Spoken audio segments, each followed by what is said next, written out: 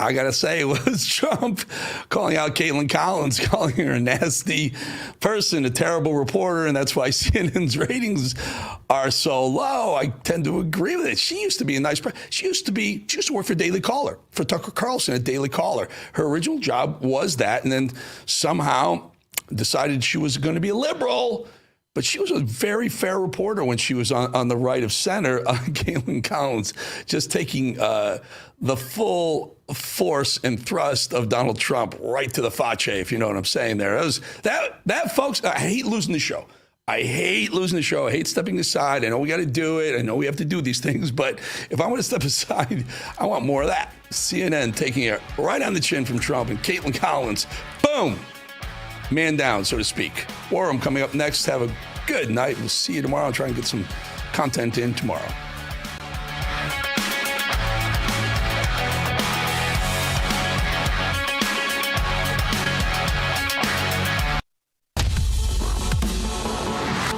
This is the primal scream of a dying regime. Pray for our enemies, because we're going medieval on these people. You're just not got a free shot on all these networks lying about the people. The people have had a belly full of it. I know you don't like hearing that. I know you try to do everything in the world to stop that, but you're not going to stop it. It's going to happen. And where do people like that go to share the big lie? MAGA media. I wish in my soul, I wish that any of these people had a conscience. Ask yourself, what is my task and what is my purpose? If that answer is to save my country, this country will be saved. War Room. Here's your host, Stephen K. Bannon.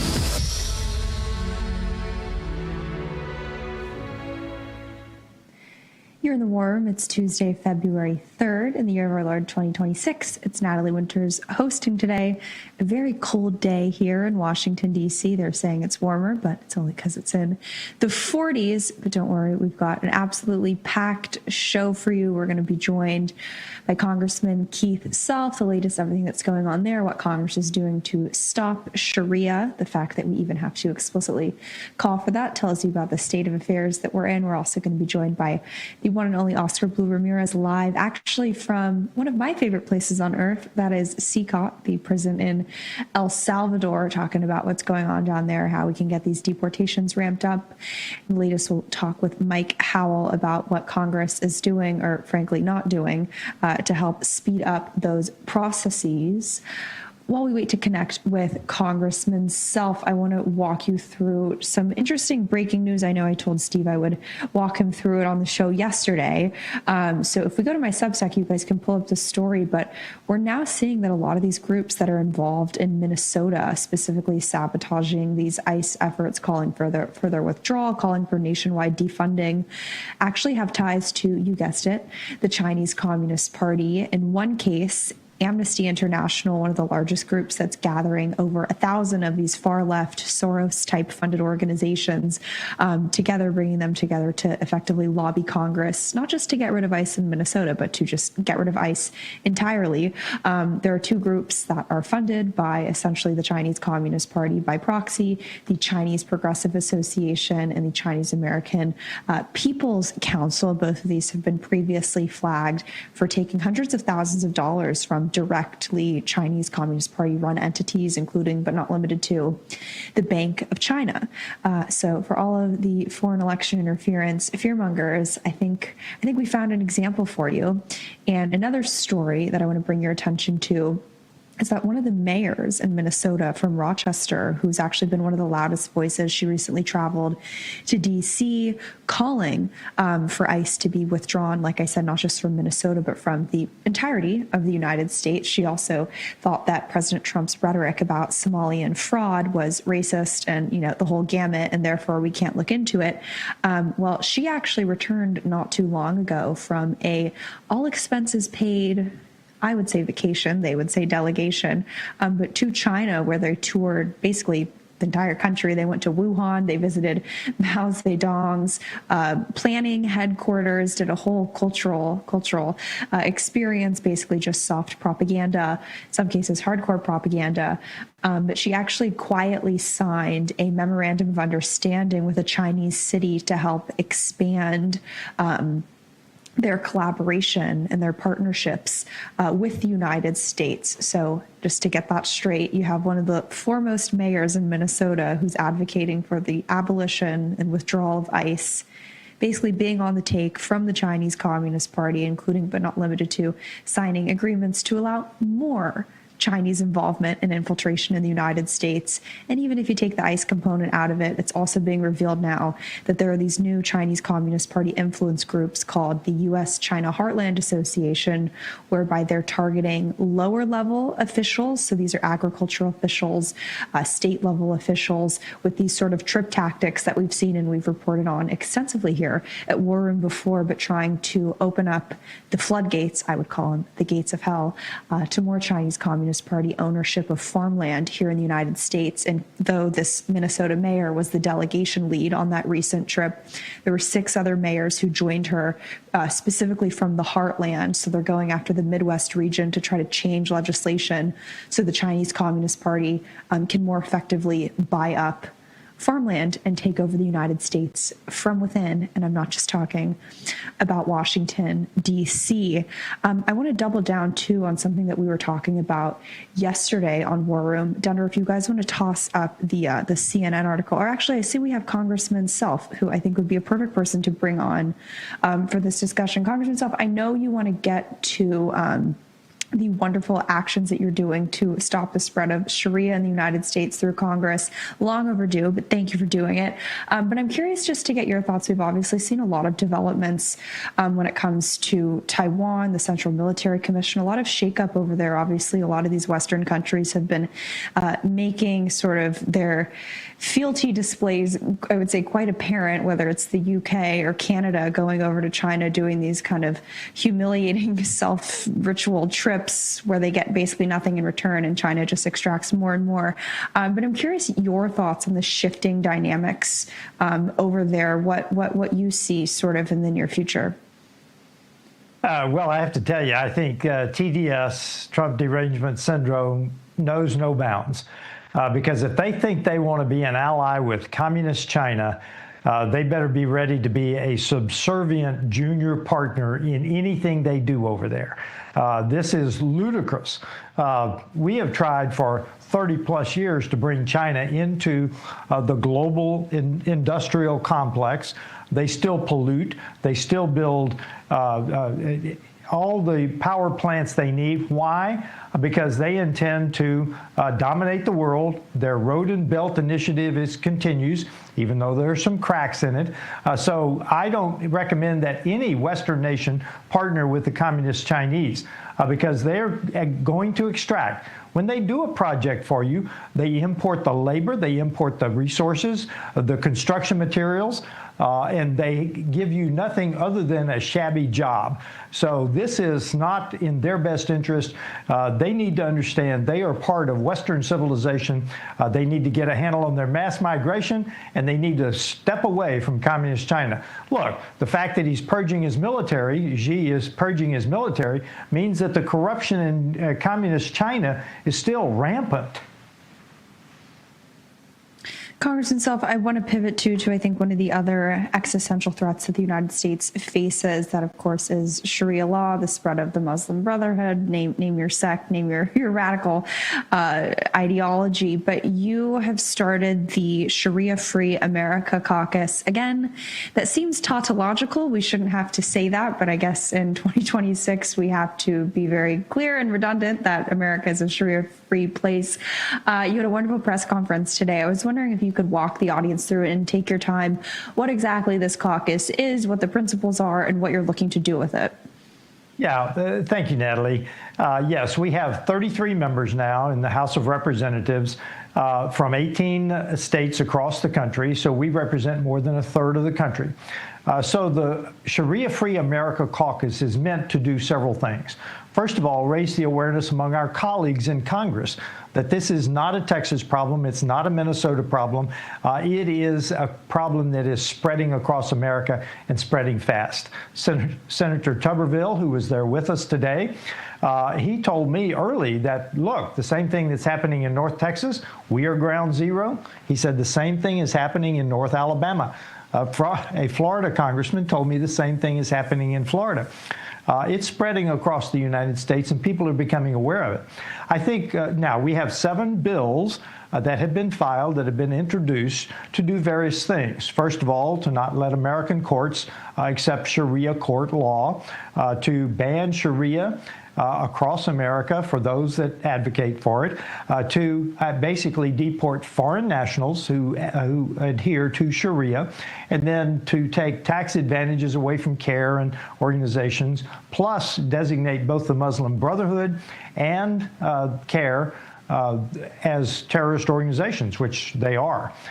So I held up a copy of the explanatory memo, which is the battle plan, which is the written formal plan for how the Muslim Brotherhood intends to conquer America. We gave them a link to the document. We gave them some quotes from the document. And I will tell you, we had 18 of the caucus members there at the press conference today.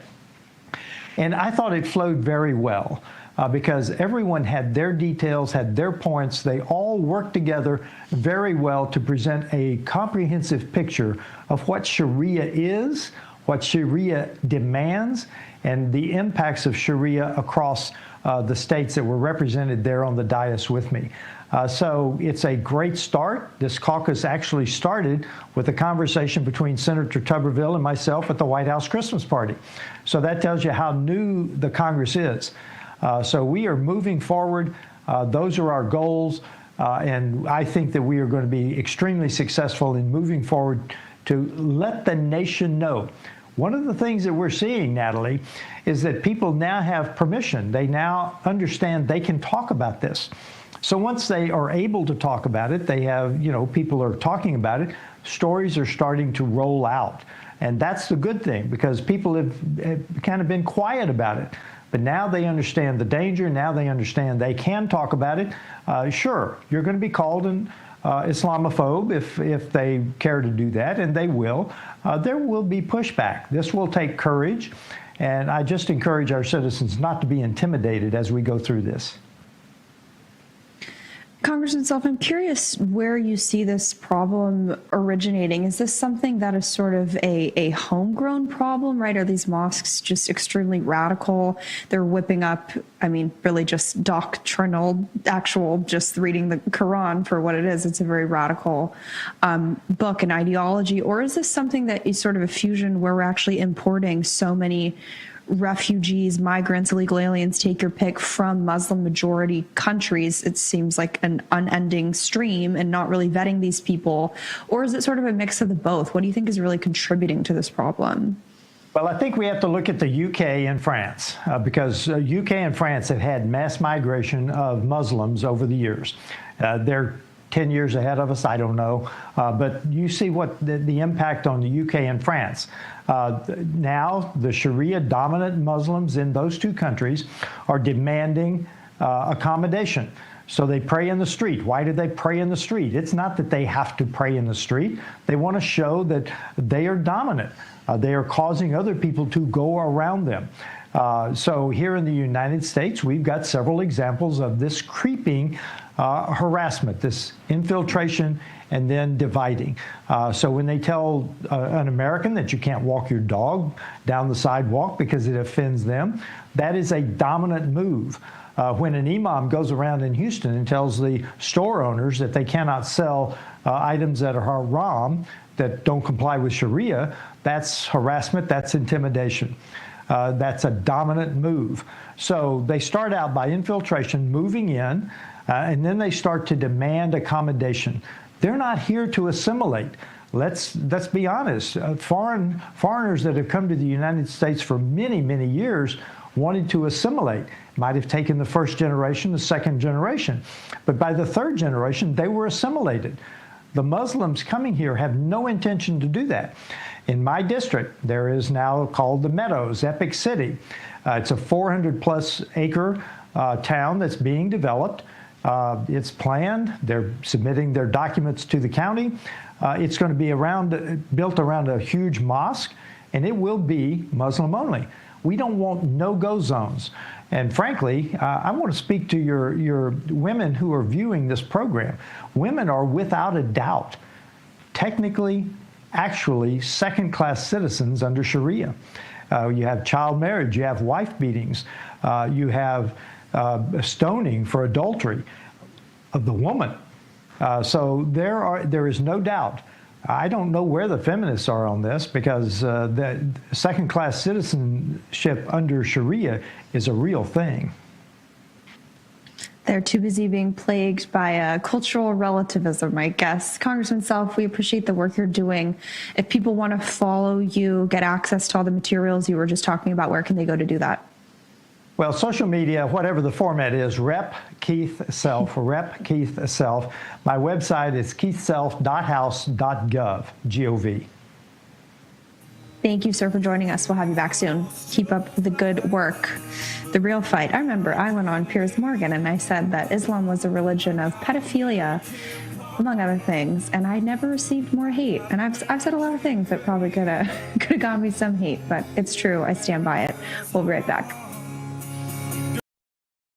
Welcome to Real America's Voice, Real Minute. Your quick look at the powerful stories of faith and freedom, inspiring audiences across the nation. Angel Studios presents. I'm Bo Davidson with this Real America's Voice, Real Minute. Most people know the biblical story of David, the shepherd boy who fought Goliath and became king. Well, Angel Studios has created a new animated film called David that tells the story of Israel's greatest king. There's a light I've always followed when I'm looking for the way, when I'm searching for the answer. In the moments I'm afraid, there's a whisper in the wind and a story in the sky. When I'm looking for a lantern to illuminate the night. If you want the secret of freedom and feeling alive,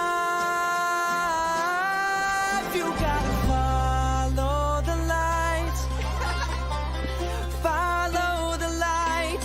For those who love great animated classics like The Lion King and Prince of Egypt, David is an awe-inspiring animated musical that depicts David as a spirited boy who fought lions, giants, and even betrayal, depicting how one boy's faith could lead him to be king of Israel.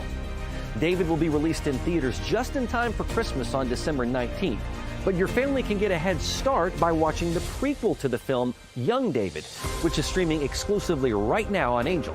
It's perfect for the entire family and has memorable music. So once you join the Angel Guild, you can start watching Young David right now and prepare the fam for the David film in theaters in December. And by joining the Guild, you'll guarantee 2 free tickets to see it. And it's a great value. Let's be honest, going to the movies isn't all that cheap. But if you're a member of the Angel Guild, not only do you get those 2 free tickets to David, but you'll now have access to every single film or TV series on Angel at your convenience anytime. So just go to angel.com/Rav and join there.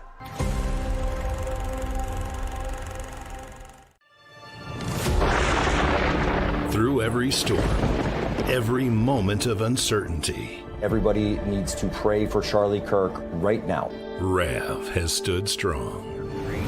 We're not going to tolerate this stuff anymore. Turn that anger into motivation to save this nation. When we move together, there is power. The cries of this widow will echo like a battle cry. This is more than news. It's a movement. This revolution of people taking their countries back. A turning point. A chance to be part of something greater than yourself. Scan the QR code and stand with Rav. The story isn't over, and neither is your part in it. Step in, be counted, be heard. Together, we. War Room. Here's your host, Stephen K. Bannon.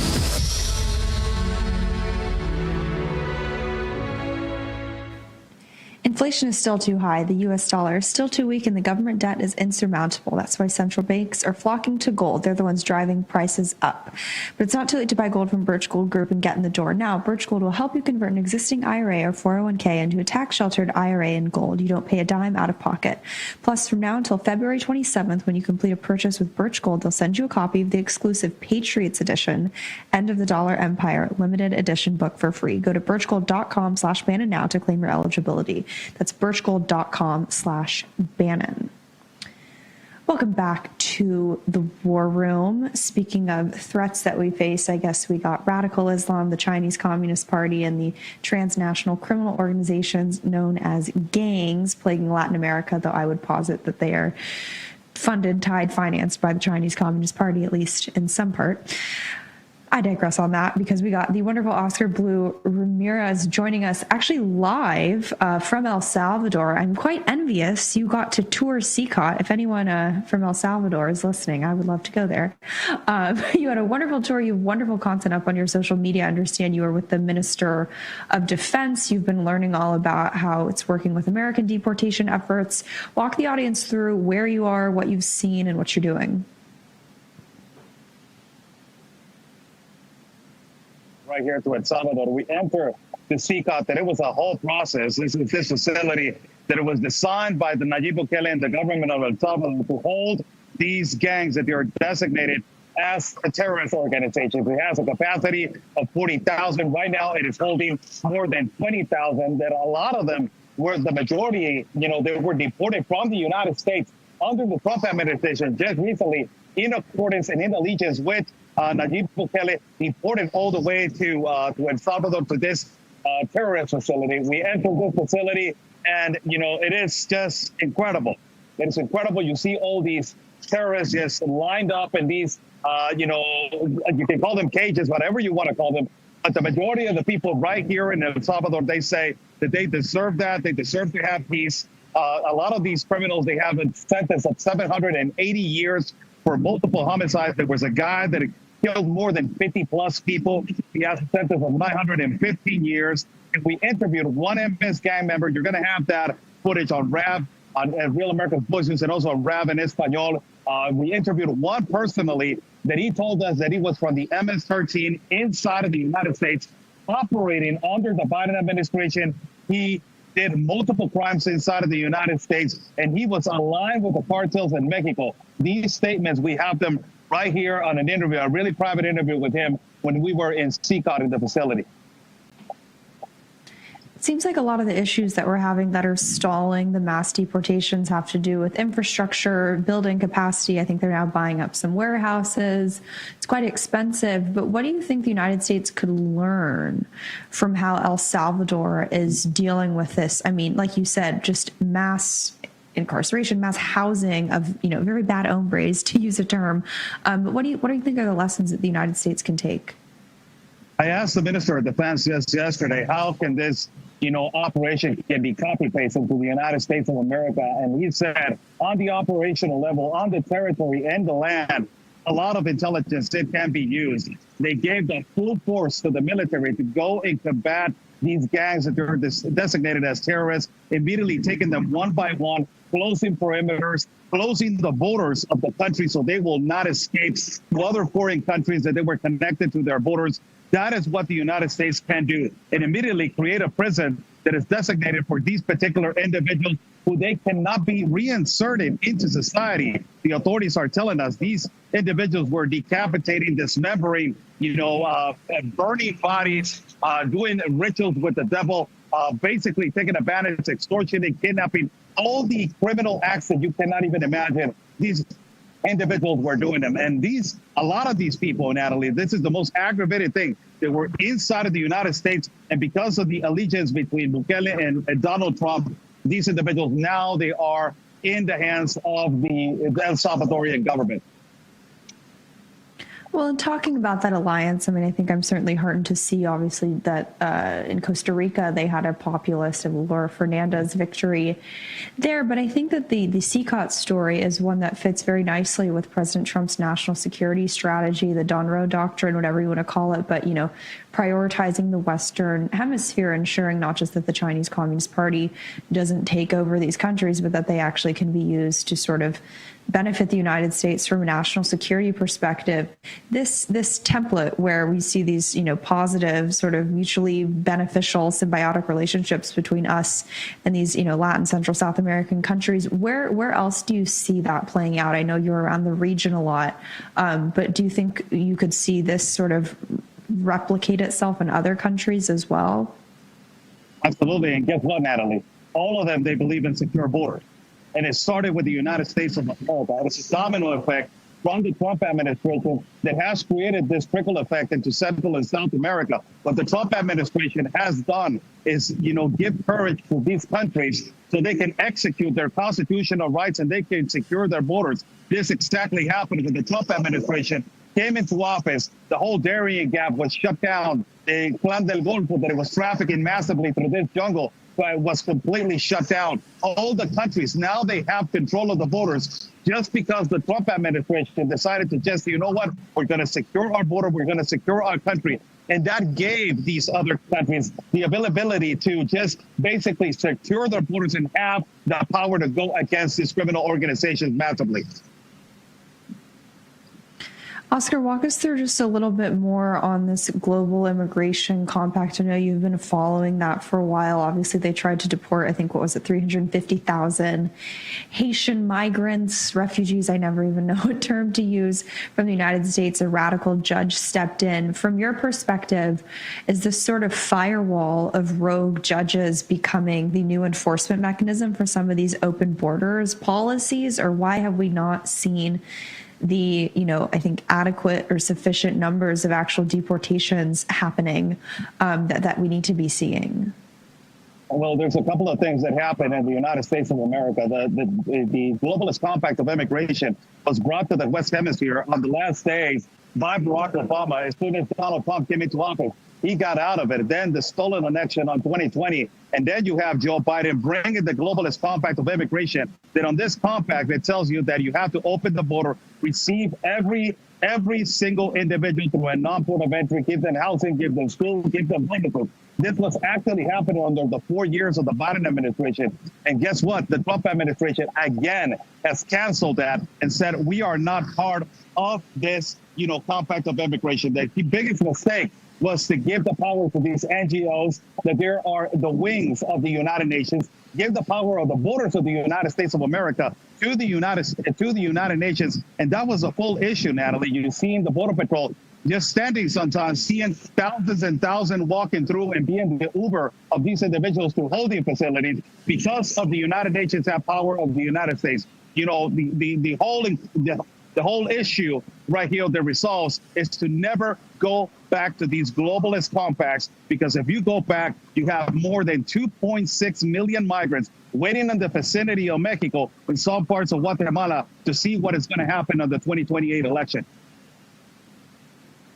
Oscar, I like you too much to risk your life by having you continue to stand on that road. So I'm going to let you bounce. You're giving me anxiety. But if people want to follow you, stay up to date with all of the wonderful firsthand, hands-on reporting that you're doing, where can they go to see that? First and foremost, Real America's Voice has opened up in rap and Spanish. Rap in Espanol. You can see programs like Raymond Azar tonight that they're bringing all the heat and all the information and expanding to that. So be sure to be following Rap in Espanol. And also you can find me Real America's Voice and all my accounts, and X is Oscar Ramirez CJ, and also it's Oscar Blue Ramirez everywhere. And of course, at Real America's Voice News. Natalie, thank you so much for the invitation. Thank you, sir, for joining us. We'll have you back on soon. War and Posse, I want to direct your attention to another concerning story, speaking of globalists in the United Nations, which I hear is going bankrupt. Don't say you didn't vote for that. I know we've officially drawn out of the World Health Organization, but I think COVID lets us all know that even if we draw out of that, it actually doesn't really matter, because pathogens, viruses, organically, naturally created, or gain of function, lab created, they don't understand borders. But it's quite interesting. I'm sure you guys have seen that the Nipah virus has been causing some lockdowns and quarantines across Southeast Asia. I think it's even making its way into Brazil and some other countries a little bit closer to us. But what is so interesting about this outbreak is actually that on my Substack, if you want to pull up the article, it's nataliegwinters.substack.com. I encourage you to read this one. It's quite mind-blowing. Late 2025, I'm talking like the end of December, the WHO actually held a mock pandemic, a simulation exercise with a respiratory illness, of which Nipah virus is one of those, among other ways that it spreads. But in Southeast Asia, in the same exact region where this pandemic is now happening, and I know the war room audience is very much ahead of the curve. And when I say Event 201, you'll know exactly what I'm talking about. The, curiously timed, basically COVID simulation run by Johns Hopkins, the Bill and Melinda Gates Foundation, the World Economic Forum, all of the bad hombres, maybe we'll take that term too and apply it to them. It happened, like I said, just before a COVID-19 pandemic emerged. And now this is called the crystal simulation. Maybe they have a crystal ball and they can see into the future. But like I said, happened in late December. And now we are seeing a eerily and strikingly similar, potential pandemic sort of break out in that same region that they were doing that. The WHO actually captioned the description of the exercise as the next pandemic is coming. Very definitive. I don't like that verb tense when used by the WHO, and if the word pandemic is anywhere near that sentence. We're going to be joined by Mike Howell shortly. We're going to get into the latest on immigration and what Congress is failing to do to help return this country to its glory, which includes mass deportations. We'll be right back after this short break.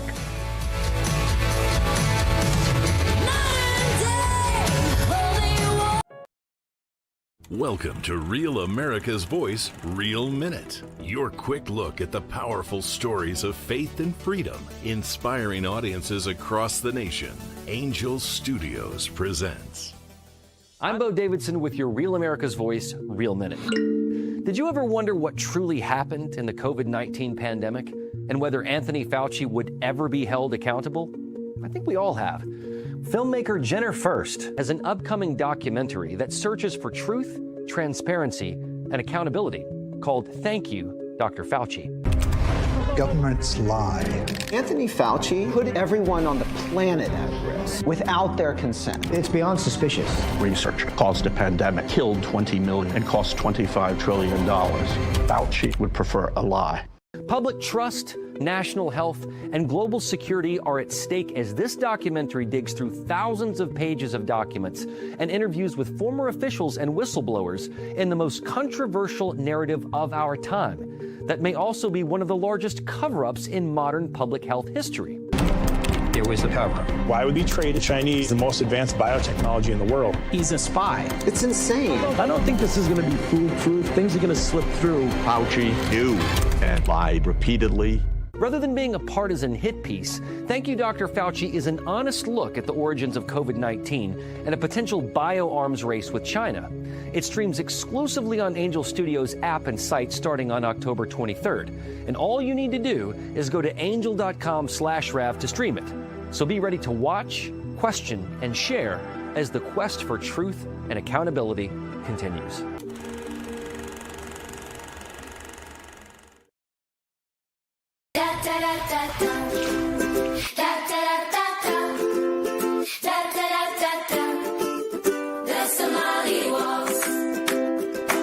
Minnesota's headlines are getting wild. Tim Walz and Ilhan Omar are being accused of massive fraud, and it's so bad, all you can do is laugh at this point. So from Real America's Music, the label that brought you the #1 hit, Anthem of the Free, comes a brand new song from singer-songwriter Natasha Owens, The Somali Waltz. Let's make the music industry mad and run this to #1. Scan the QR code or search The Somali Waltz on iTunes and buy it right now. The Somali Waltz, available everywhere.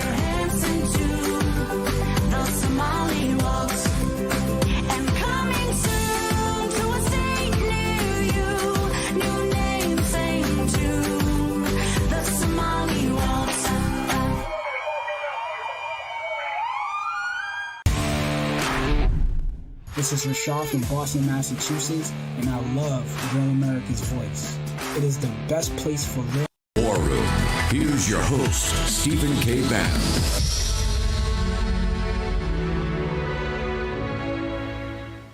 If you're a homeowner, you need to listen to this. In today's AI and cyber world, scammers are stealing home titles with more ease than ever, and your equity is the target. Here's how it works. Criminals forge your signature on one document, use a fake notary stamp, pay a small fee with your county, and boom, your home title has been transferred out of your name. Then they take out loans using your equity or even sell your property. You won't even know it's happened until you get a collection or foreclosure notice. So let me ask you, when was the last time you checked your home title? If you're like me, the answer is never, and that's exactly what scammers are counting on. That's why I trust Home Title Lock. Use promo code Steve at HomeTitleLock.com to make sure your title is still in your name. You'll get a free title history report plus a free 14-day trial of their $1 million triple lock protection. That's 24/7 monitoring of your title, urgent alerts to any changes, and if fraud should happen, they'll spend up to $1 million to fix it. Go to HomeTitleLock.com now. Use promo code Steve. That's HomeTitleLock.com, promo code Steve. A message from Birch Gold, where we need to be blunt. Here are the facts. Inflation is still too high. The U.S. dollar is still too weak, and the government debt is insurmountable. That's why central banks are flocking to gold. They're the ones driving prices up to record highs. But it's not too late to buy gold from Birch Gold Group and get in the door now. Birch Gold will help you convert an existing IRA or 401k into a tax-sheltered IRA in gold. You don't pay a dime out of pocket. Plus, from now until January 30th, when you complete a purchase with Birch Gold, they'll send you a copy of their exclusive Patriots edition of the End of the Dollar Empire limited edition book for free. Go to birchgold.com/Bannon now to claim your eligibility. That's birchgold.com/Bannon. Welcome back to the War Room. Denver, if you can toss up this horrible CNN article on screen, it's almost like the globalist hacks over there can't conceal their joy or excitement for the prospect of the Chinese Communist Party overtaking the United States on the world stage.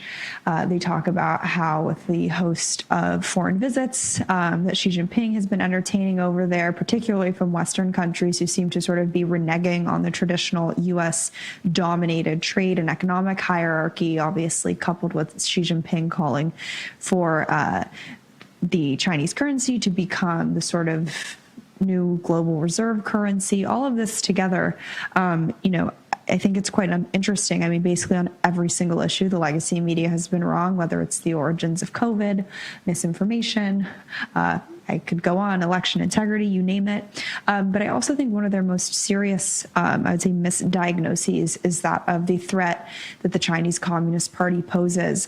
And you see it on full display in this article. And it's quite interesting watching all these intellectuals who told us that China wasn't a threat. They are so great. We should trade with them. I believe it was Joe Biden who wrote an op-ed for the New York Times in the early 2010s saying that China isn't a threat. It's a rising tide lifts all boats. They're actually our friend. They're not an enemy.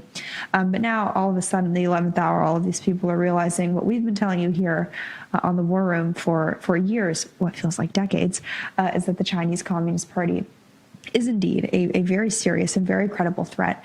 And you're seeing that on full display right now, the way that Keir Starmer was treated when he went over there, not just the fact that he didn't even get a private tour of the Forbidden City. That's unheard of. They also, I think, found the only people above 6 feet tall in the entirety of China and made him dress up as guards when they were doing the formal procession. So he was mogged, as the kids would say.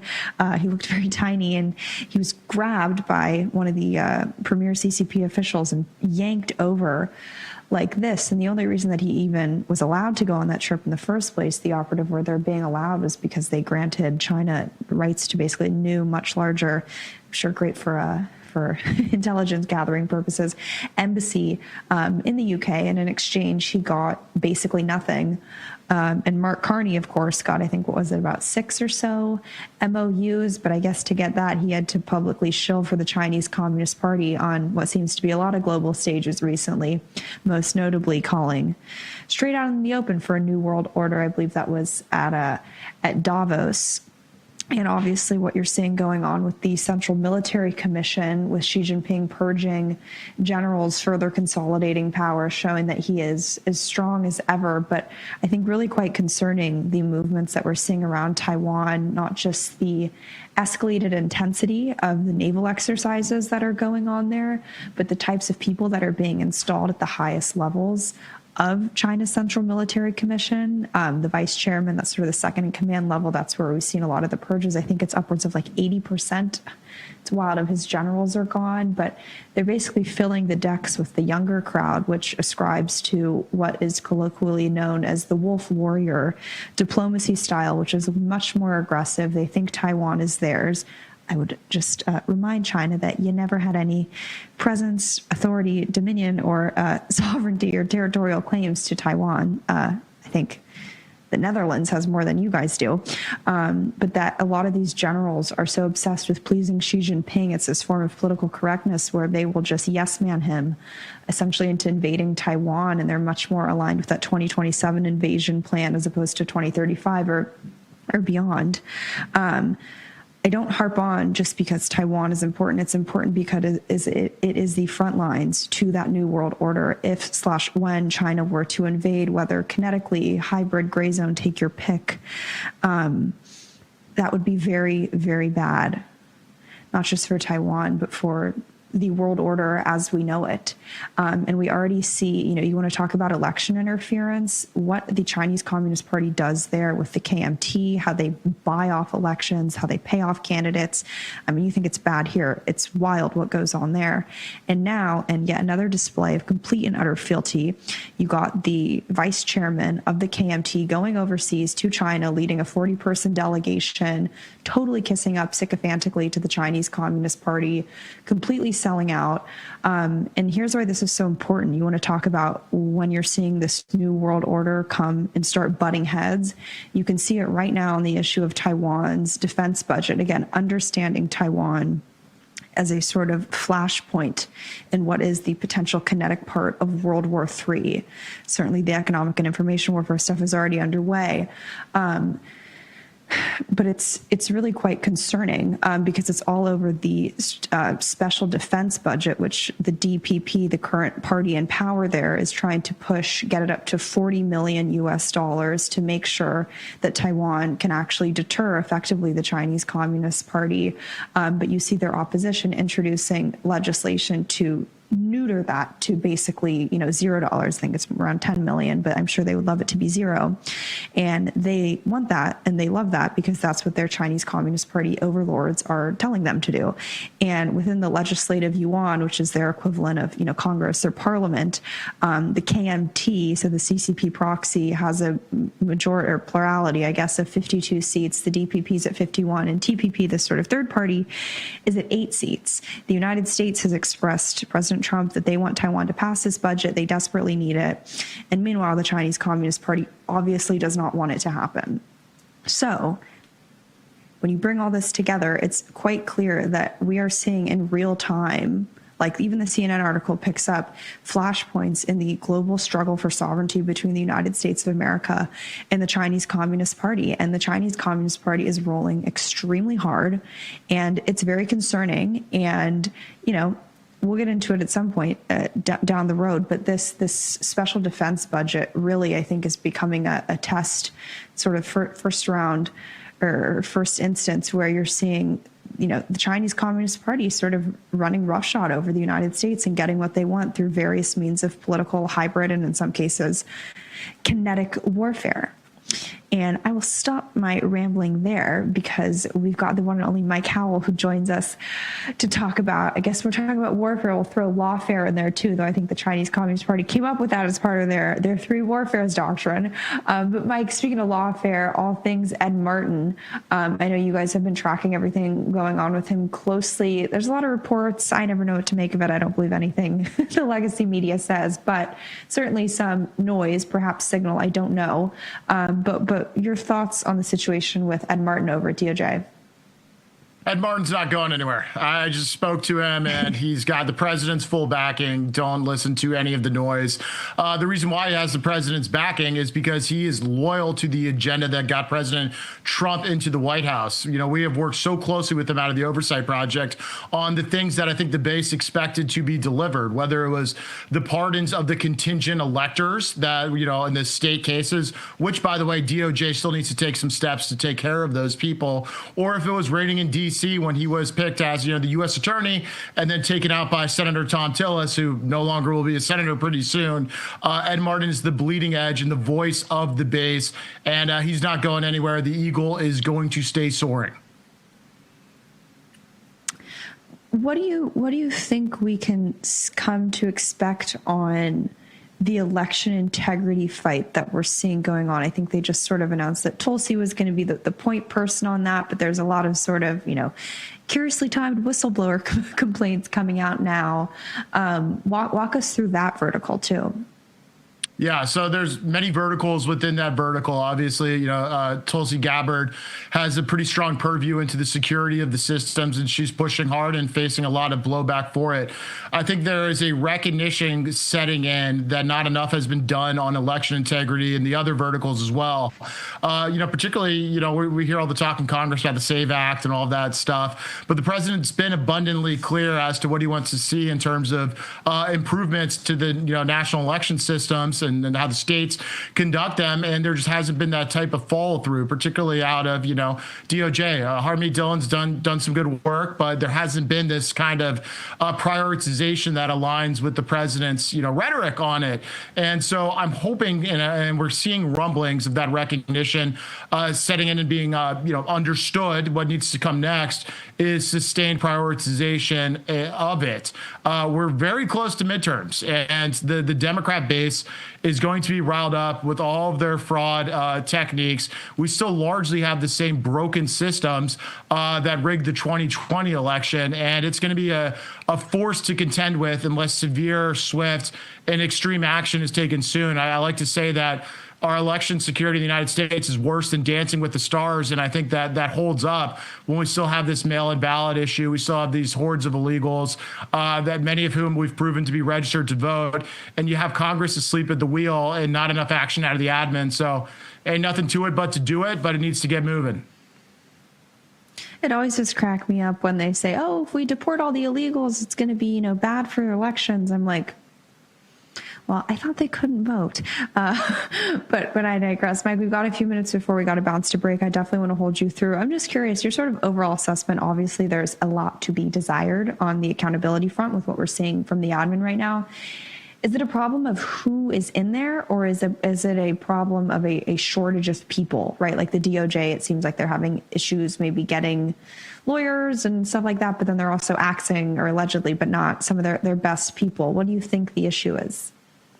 Yeah, it's both of those things. And this is a story as old as time. I remember this from Trump admin 1, lock her up and then wait, never mind.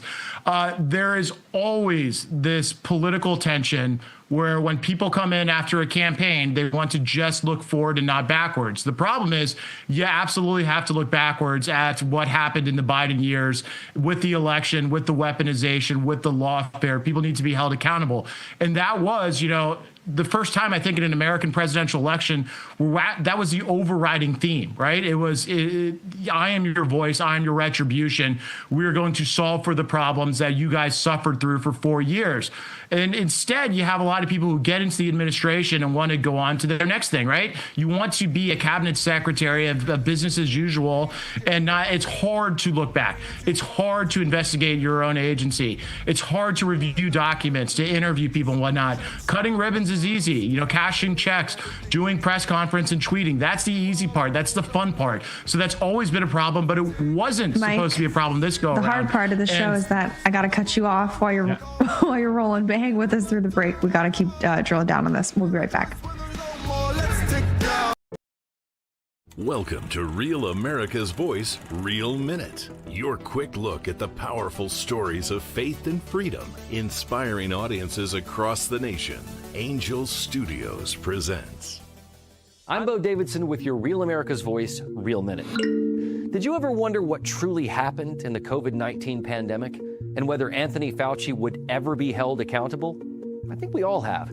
Filmmaker Jenner First has an upcoming documentary that searches for truth, transparency, and accountability called Thank You, Dr. Fauci.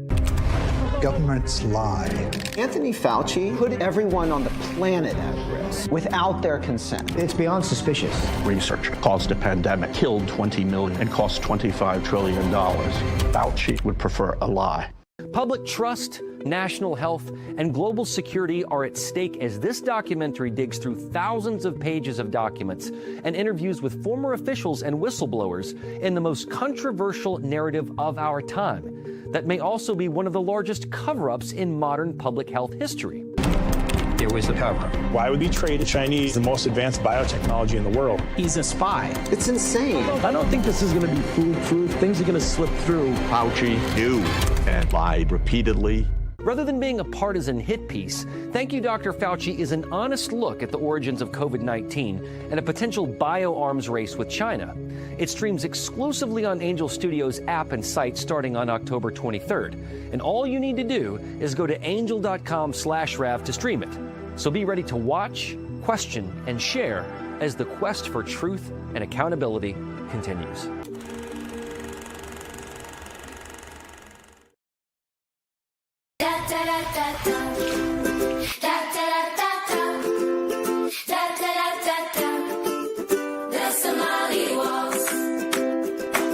Minnesota's headlines are getting wild. Tim Walz and Ilhan Omar are being accused of massive fraud, and it's so bad, all you can do is laugh at this point. So from Real America's Music, the label that brought you the #1 hit, Anthem of the Free, comes a brand new song from singer-songwriter Natasha Owens, The Somali Waltz. Let's make the music industry mad and run this to #1. Scan the QR code or search The Somali Waltz on iTunes and buy it right now. The Somali Waltz, available everywhere.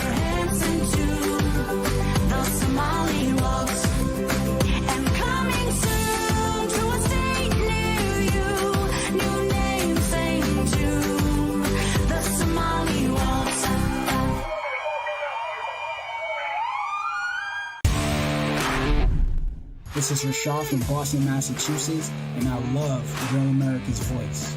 It is the best place for real. Here's your host, Stephen K. Bannon.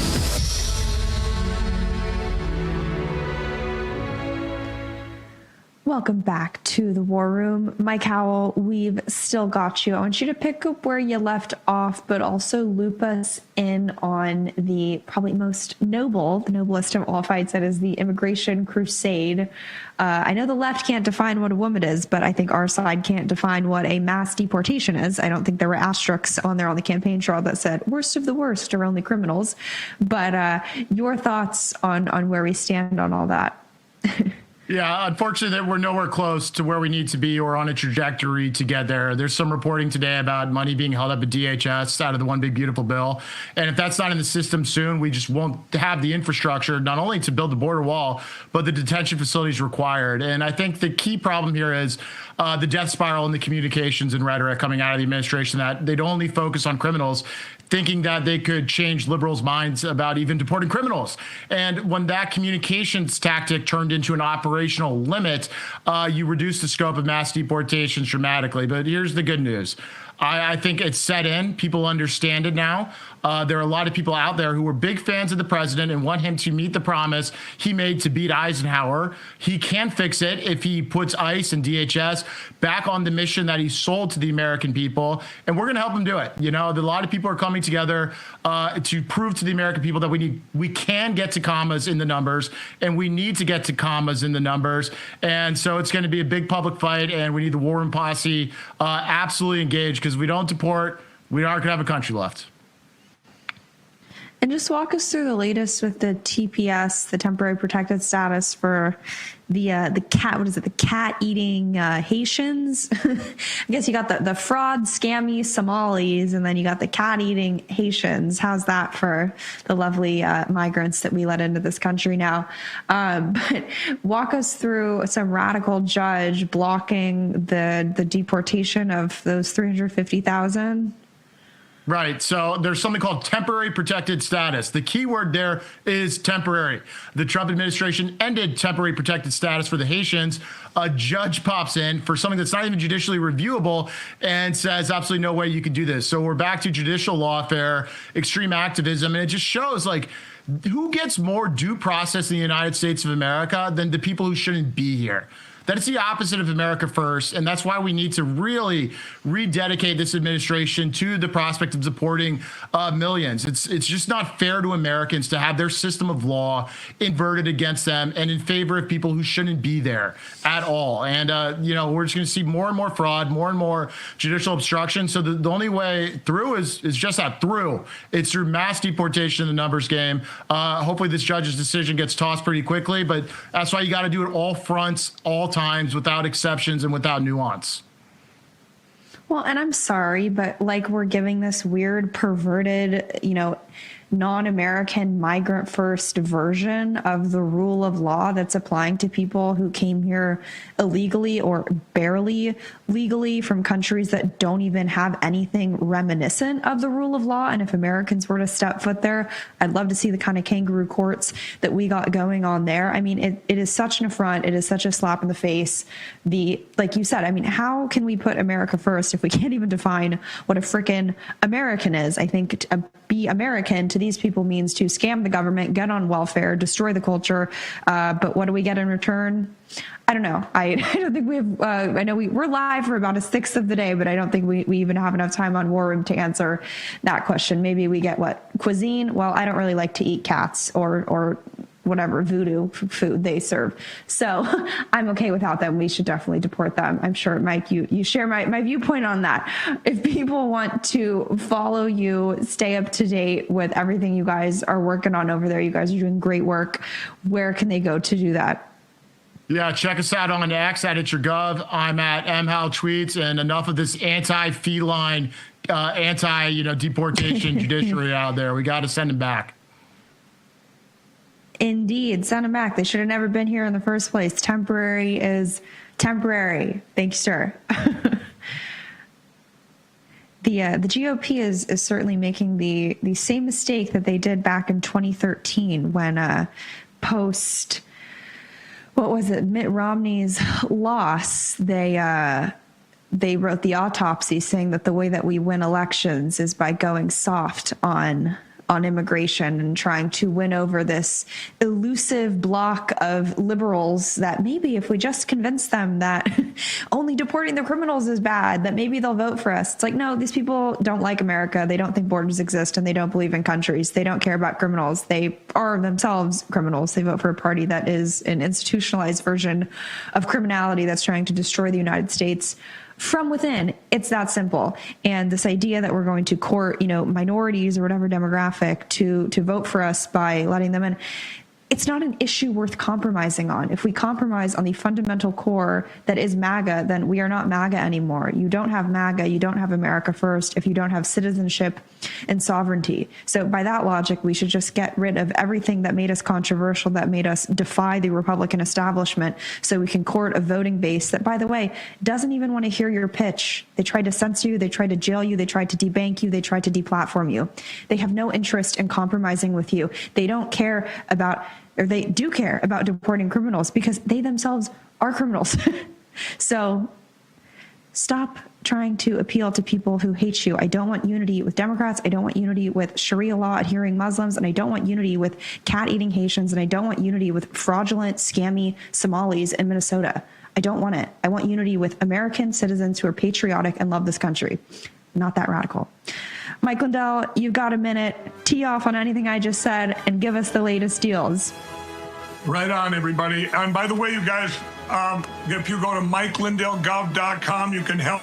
Tonight's a big polling going on or voting going on in Minnesota. It's MikeLindellGov.com to help out there. But right now, I got to give you our special. It's one of the last days for it. This is our MyPillow mattress topper, made in the USA, and our mattresses. They are free shipping right to your front door. The technology, as on the Queens alone, has over 10,000 individual comfort support. I helped design them so you get the best sleep you've ever had in your life. And if you go to mypillow.com/war room, you can see them all there. And you see we have the blankets, closing out the blankets for $25 or more piece. And once they're gone, they're gone. We have the crosses made in the USA. Promo code War Room. Over 200 products, you guys. Check it out. Free shipping on your entire order. 800-873-1062. My operators speak English, and they love talking to people with the War Room posse. Promo code War Room. They're the free best shipping audience for your entire order.